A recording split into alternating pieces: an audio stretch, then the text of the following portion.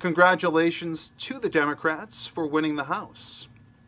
And congrats to the Republicans for winning in the Senate. Congrats to Americans for participating in democracy.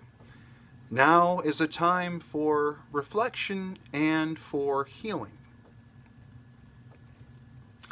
Together we will make America better than ever. But, whoo, time for a breather. Did we get a breather? After the 2018 U.S. midterm was over, did we get a breather? No. Because the 2020 election cycle began right away. As soon as that election was over, and hell, before it even ended, we were already talking about 2020. Trump wasn't even running in the 2018 midterm. He did campaign quite successfully for a number of the candidates, but we all know that the eye is on the prize and the eye is on the 2020 U.S. election and the 21 Democratic candidates and, of course, the incumbent President Donald Trump. Yes, right after, the 2018 election, there wasn't much time to catch our breath. And after Justice Kavanaugh was sworn in and everything was done, that was all. The Kavanaugh controversy with Lion Christine Ford, that was leading up to the election. That was sort of an election issue. They made it a wedge issue. You're either for Kavanaugh or you're against Kavanaugh. And of course, those with Trump derangement syndrome automatically, without any sort of critical thinking, have to go against whatever Trump wants, whatever Trump does. If Trump said that water is wet and the sky is blue, grass is green, they have to disagree. Otherwise, they're betraying their ideology, their faith, and betraying their side, their party. And they can't allow that. That would be ideological treason. And nobody wants that. But I do believe that balance is needed. So I'm happy, well, not so happy now that they're in clown world and trying to impeach the president. And also they're going after Attorney General Barr because Russia Gate. That really is what it boils down to. 2 words. Russia Gate, we know, was a complete hoax. People on the right and the left and in the center, the up and the down, both authoritarians and libertarians, all got together, and a large subset of them that, of course, weren't Democrats, they went ahead and they looked into the situation. They looked for evidence. They said, we have to go by innocent until proven guilty. But of course, that's just not how it works in Washington. It's very divided. It's very partisan. And it is power plays all day, every day, 24/7. And trying to shame and slander and libel and every other form. Everything's on the table. Okay? Everything's on the table because it's rules for radicals. That's just the way it is in the post-truth realm that is politics, notably U.S. politics. It's cutthroat. It's quite difficult to get ahead unless you're stabbing somebody right in the back. And that's my observation. I haven't actually been inside the State House or any of these places. I don't know the inner workings to that level. I just know what I see, and I know what I saw in WikiLeaks, and I know where I see things in the media, which is really the only place that we get our opinions from, isn't it? The media. Yeah, your opinion is assigned by the echo chamber and the pundits you choose and the news sources you choose to listen to. So, of course, they've painted a pretty negative picture of politicians. And I guess there might be something to that.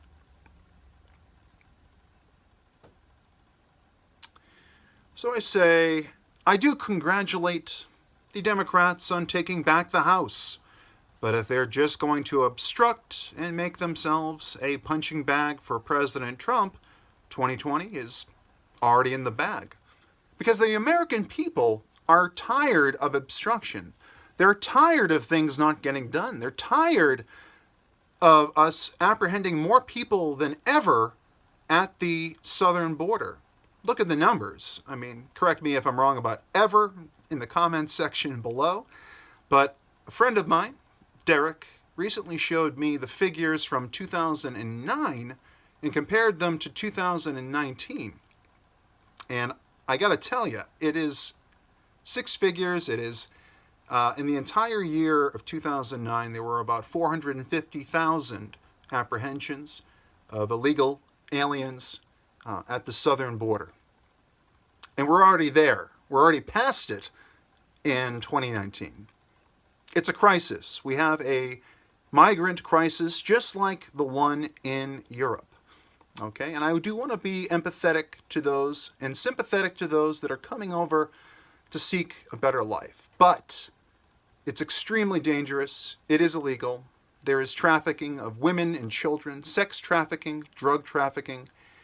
And so when you say, oh, we're separating the children from their parents, well, sometimes they're not their parents. Look into it. The whole children in cages talking point that was started by the Democrats. You see, you always need to follow the money, and you need to follow the rhetoric. Where does it generate? Where does it come from? Who said it first? Who is the progenitor of your favorite wedge issue?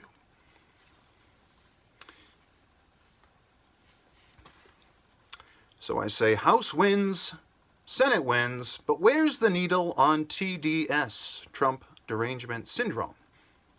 Please lose. Because people are hurting. Depression is on the rise. Okay, there is a mass depression occurring in this country. People think that the world is going to end, maybe not in 12 years, that's terribly naive, but they do believe that there is something horrible on the horizon. And that works in the benefit of politicians, of course, okay, because they're using fear to control us. But in terms of reality and keeping everything in frame and staying positive about the good things that are happening, well, it becomes harder and harder as the mainstream media, largely your MSNBC and CNN and all of the left-wing, I'm going to point out left-wing because you're not seeing Trump derangement syndrome on the right. Why would you? Okay, they support the president. But on the left, well, they're not in power. So they do appear a bit more crazed in their efforts to gain back power from this president that keeps on just doing most of everything right. Now, I don't mean in policy. Okay, I'm not talking about policy. But in terms of politics, in terms of playing the game, in terms of showmanship and theater, and in terms of appealing to the American people, regardless of his accomplishments as the president, which he has had many, and his failings as a president, which he has many. Okay, we could list them off, or we could not. At this moment, I will not list them off. We'll talk about them later in the video, of course, both sides. But regardless, he knows how to entertain. He knows that entertainment is important to persuasion. And he understands negotiation in a way that is really almost unbelievable in my lifetime for a president. The way that he handles trade, the way that he's handling China, okay? When he has a no-win scenario in terms of them not going for a trade deal with us, he does seem to be handling himself in each of the positions he's found in pretty well. So he knows his way around the culture of Washington. He's been watching for 40 years. The president knows, in that sense, what he is doing. And so he knows how to play off of when the public looks at the Democrats trying to impeach him over Trump-Russia collusion. The Mueller investigation, or I say the Manafort investigation, but of course there is the drug, Robert Mueller. The drug of Robert Mueller is one that is easy to become addicted to. And many did. They fed on the drip. They went to that as their source of dopamine. Every time they were starting to get worried that Trump was gaining power, they'd look at CNN and they'd see, oh, hey, something Don Jr. in the Trump Tower met with a Russian. Something Stormy Daniels. Something about Michael Cohen. Michael Avenatti, or Avenatti as I call him sometimes. I mean, like, it was always, trying to stave off the reality that his presidency was going pretty well, that North Korea is going pretty well, that the economy is roaring, that unemployment is down to 3.6%, which is the best since 1969 or earlier. Again, correct me if I'm wrong. And they don't look at all those positives. They don't want to mention them. They'll go into crickets mode. Just crickets.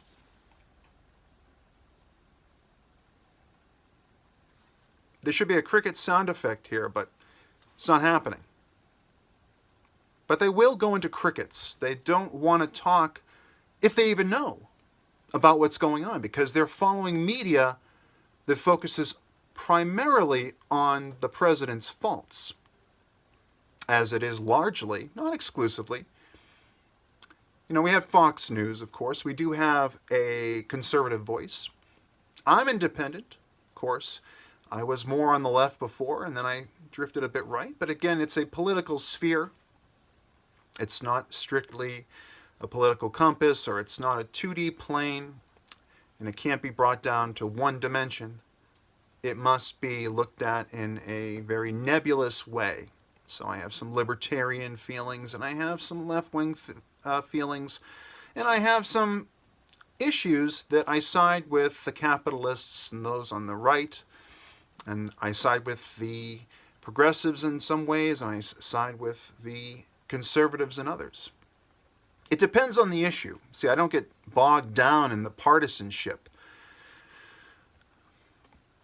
Nothing wrong with that, of course, but you want to keep an open mind. And when you're only disagreeing with a side because they're the other team, it isn't very aware. It puts you in a position where you're forced to accept some definite shortcomings in logic. Okay? You really need to look at the big picture. You need to listen to and look at both sides and make a judgment call from there. But don't be afraid to be bipartisan or independent. It's a virtue.